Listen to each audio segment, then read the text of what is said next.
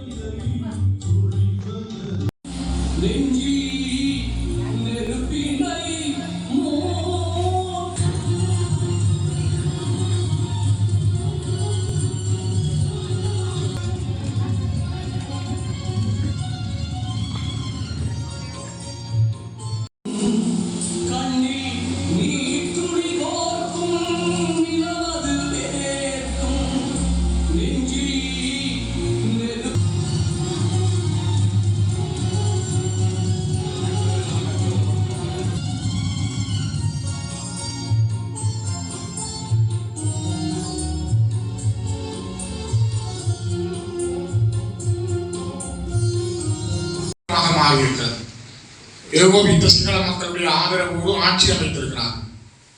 எங்களுடைய பிள்ளைகளும் இந்த ஈழ தேசத்துக்காக போராடி வீரச்சாவை இந்த மண்ணில் தழுவி கொண்டார்கள். ஆகவே நாளை எங்களுக்கும் எங்களுடைய தேசம் மலரும், எங்கள் மக்களுக்கான ஒரு நிலையான வாழ்வு கிடைக்கும், அது ஒரு நிம்மதியானதாக கௌரவமானதாக இருக்கும் என்ற நம்பிக்கையை உங்களுடைய பிள்ளைகள் எங்கள் மண்ணுக்கு தந்திருக்கிறார்கள். அதனால்தான் மாற்றம் என்பது அவர்களுக்கு மட்டுமானதில்லை, எங்களுக்குமான அந்த மாற்றம் எங்கள் ஒவ்வொருடைய கைகளிலேயும் இருக்கிறது. ஒவ்வொரு பிள்ளைகளுடைய அர்ப்பணிப்பிலும் இருக்கிறது.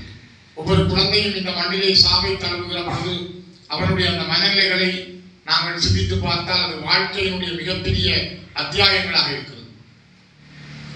எந்த நேரமும் எதிரியை தாக்குவோம், எந்த நேரமும் எதிரியை வந்து எங்கள் தேசத்தை மீட்போம் என்ற ஒவ்வொரு சிந்தனைகளும் ஒவ்வொரு போராளிகளிடம் இருந்தது.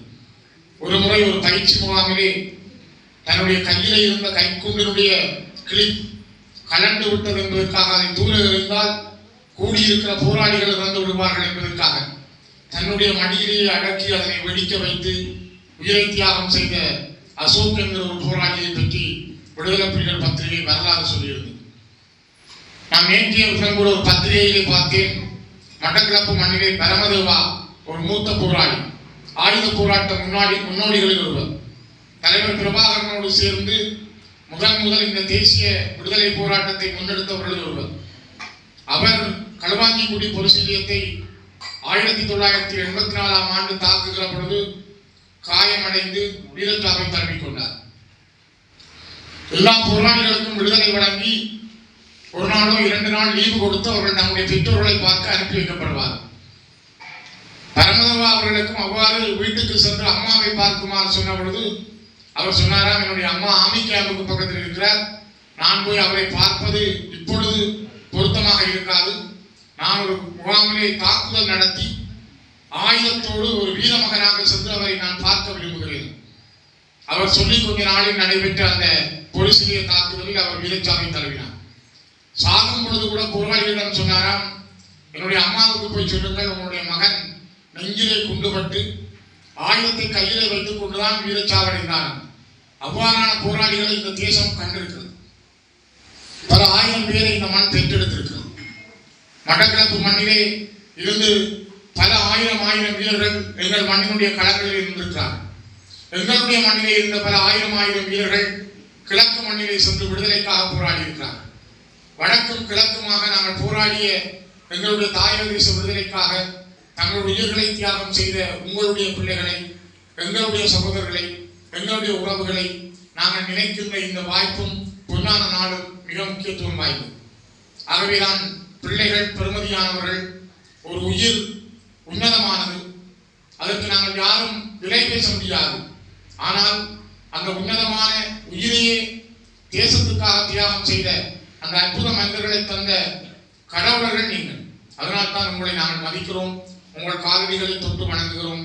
உங்கள் பிள்ளைகளை எங்களால் தர முடியாதே தவிர, ஆனால் உங்களோடு ஒருவர்களாக நாங்கள் இருந்து எல்லோரும் உங்களோடு சில வார்த்தைகளை பேச முடிகிறது, உங்களுடைய பிள்ளைகளை நினைவில் கொள்ள முடிகிறது, நாளை இருக்கிற சந்ததிக்கு இந்த வரலாற்றை சொல்லிக் கொடுக்க முடிகிறது.